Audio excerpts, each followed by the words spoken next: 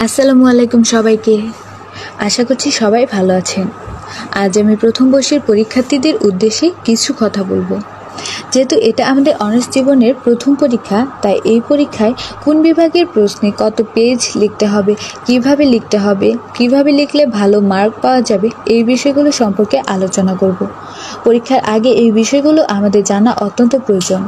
অনেক সময় উত্তর জানা থাকলেও খাতায় সুন্দরভাবে গুছিয়ে উপস্থাপন না করার কারণে ভালো মার্ক আসে না। তাই শুধু উত্তর জানলেই হবে না, প্রশ্নের সাথে সঙ্গতি রেখে উত্তরগুলো গুছিয়ে কিভাবে খাতায় উপস্থাপন করা যায় সেদিকে নজর রাখতে হবে। পরীক্ষক আপনার জানার চেয়ে খাতায় কিভাবে উপস্থাপন করেছেন তা দেখে নাম্বার দেবেন। তাই খাতায় কিভাবে প্রশ্নের উত্তরগুলো সুন্দরভাবে উপস্থাপন করা যায় সেই বিষয়ে পরামর্শ দিচ্ছি আমি আয়েশা আসু, অনার্স তৃতীয় বর্ষ, উদ্ভিদ বিজ্ঞান বিভাগ, আনন্দমোহন কলেজ, ময়মনসিংহ। প্রথমে যে কাজটি করবেন সেটি হচ্ছে খাতা হাতে পাওয়ার পরপরই নাম, রোল নাম্বার, রেজিস্ট্রেশন নাম্বার, বিষয় কোড ইত্যাদি লিখবেন। এডমিট কার্ড দেখে লিখবেন যাতে ভুল না হয় সেদিকে খেয়াল রাখবেন। যদি কোনোভাবে ভুল হয়েও যায় সেক্ষেত্রে কাটাকাটি না করে অবশ্যই স্যার বা ম্যামকে জানাবেন। কী করতে হবে তারাই বলে দিবেন। এরপর খাতায় সুন্দরভাবে মার্জিন টেনে নেবেন। পেন্সিল দিয়ে মার্জিন টানলে ভালো হয়। কলম দিয়ে মার্জিন টানলে অনেক সময় কালি লেগে পেজ নষ্ট হয়ে যায় এবং সেটা পরবর্তীতে মোছা যায় না। পেন্সিলে মার্জিন টানতে গিয়ে ভুলে এদিক সেদিক দাগ পড়ে গেলেও সেটা মুছতে পারবেন। প্রশ্ন হাতে পাওয়ার সাথে সাথেই লিখতে যাবেন না। বিসমিল্লাহ বলে পুরো প্রশ্নটা একবার পড়ে নেবেন।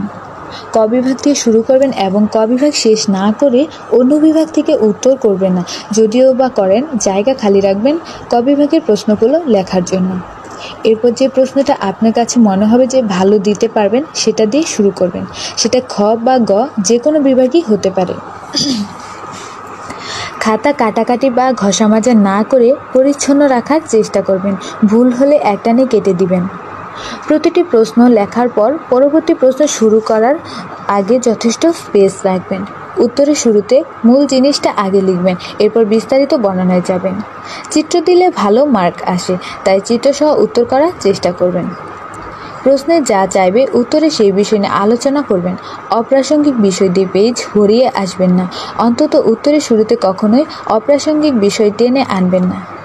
চেষ্টা করবেন শুরুতে প্রশ্নের সাথে সঙ্গতি রেখে যতটা সম্ভব প্রাসঙ্গিক বিষয়গুলো তুলে ধরার জন্য। হাতের লেখা অবশ্যই সুন্দর করার চেষ্টা করবেন। পয়েন্টগুলো আন্ডারলাইন করলে সহজে নজরে আসবে। একটি বিভাগে উত্তর করা শুরু করলে ওই বিভাগের সবগুলো প্রশ্নের উত্তর লিখে তারপর পরবর্তী বিভাগে যাবেন। প্রতিটি বিভাগের নিচে আন্ডারলাইন করে দিবেন এবং এক বিভাগ শেষ করে আরেক বিভাগ শুরু করার মাঝে বেশ খানিকটা জায়গা ফাঁকা রাখবেন বা পরের পেজ থেকে লেখা শুরু করবেন। চেষ্টা করবেন ধারাবাহিকভাবে প্রশ্নের উত্তরগুলো করার জন্য। কোনো প্রশ্নের সংজ্ঞা চাইলে আগে সেই সংজ্ঞা দেবেন, এরপর বিস্তারিত ব্যাখ্যাতে যাবেন। প্রথমেই আসি ক বিভাগ। ক বিভাগের প্রশ্নগুলো সাধারণত সংজ্ঞামূলক হয়। সংজ্ঞাগুলো সাধারণত এক লাইন বা একটা বাক্যে উত্তর করা যায়। এরপর আসি খ বিভাগ। খ বিভাগের প্রশ্ন তিন ধরনের। প্রথমত হচ্ছে পার্থক্য বা বৈশিষ্ট্য দিতে বলা হয়। সেক্ষেত্রে 4টা বা 5টা পার্থক্য বা বৈশিষ্ট্য সঠিকভাবে লিখতে পারলেই হয়ে যাবে। সেটা 1 পেজ বা অর্ধেক পেজ যাই হোক না কেন, সেটা কোনো বিষয় নয়। আরেক ধরনের প্রশ্নে চিহ্নিত চিত্র আঁকতে বলতে পারে। সেক্ষেত্রে একটা সম্পূর্ণ পেজে সুন্দরভাবে চিত্র এঁকে চিহ্নিত করবেন এবং সবসময় খাতার ডান পাশে চিত্রের লেবেলিং করবেন। মনে রাখবেন, চিত্রের লেবেলিং কখনো কালার পেন ব্যবহার করে করবেন না। এরপর ওই পেজে অন্য কোনো প্রশ্নের উত্তর শুরু করবেন না। এর বাইরে আরেক ধরনের প্রশ্ন আছে যেটাতে ব্যাখ্যা করতে বা বর্ণনা করতে বলা হয়। সেক্ষেত্রে 1 থেকে 1.5 পেজে সুন্দর করে উত্তরটি বর্ণনা করবেন। এবার আসি গ বিভাগ। গ বিভাগে সাধারণত শ্রেণীবিন্যাস, বর্ণনা বা 2টা থেকে 3টা বিষয়ের মধ্যে তুলনা করা বা সাদৃশ্য, বৈসাদৃশ্য ইত্যাদি থাকে। এক্ষেত্রে সাধারণত 2 থেকে 3 পেজ করে লিখলেই হয়ে যাবে। গ বিভাগের প্রশ্নের উত্তরগুলোতে যদি তুলনা করতে বলা হয় 2টা বা 3টা জিনিসের মধ্যে, তবে সুন্দর করে 8 থেকে 9টা পয়েন্ট দিলেই হয়ে যাবে। শ্রেণীবিন্যাস দিতে চাইলে অবশ্যই উদাহরণ সহ দিবেন এবং প্রশ্নে যা চাইবে সেটাই দিবেন। বৈজ্ঞানিক নামের নিচে দাগ অবশ্যই দিতে হবে এবং শুধু একটা নাম বা গণনাম হলেও তার নিচে দাগ দিতে হবে। তবে বৈজ্ঞানিক নামের নিচে কখনোই কালার পেন দিয়ে দাগ দিবেন না। এরপর আসি টিকাতে। গ বিভাগের টিকা আসে, এক্ষেত্রে 2টা বা 3টা প্রশ্ন আসে। টিকা সবসময় 1 থেকে 1.5 পেজের মধ্যেই লিখবেন। যদি 2টা টিকা আসে তবে 1.5 পেজ করে 3 পেজ লিখবেন। যদি 3টা টিকা দিতে বলা হয় তবে 1 পেজ করে 3 পেজেই লিখে শেষ করবেন এবং সবসময় মূল কথাগুলো স্পষ্ট করে তুলে ধরবেন। যদি চিত্র দিতে বলা হয় তবে চিত্র দিবেন এবং সাথে 4টা থেকে 5টা লাইন দিলেই হয়ে যাবে। এরপর আসি খাতা জমা দেওয়ার আগে করণীয়। পরীক্ষা শেষ হওয়ার ঠিক 10 মিনিট আগে লেখা শেষ করবেন।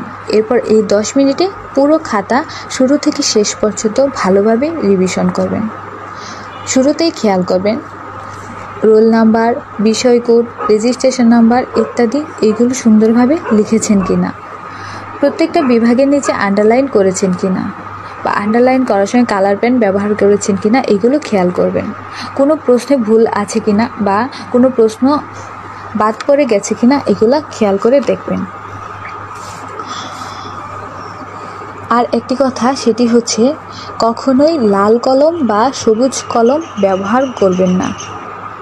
সবসময় চেষ্টা করবেন নীল কলম ব্যবহার করার জন্য, কারণ নীল কালি দেখতে সুন্দর লাগে, স্যারদের নজরে আসে।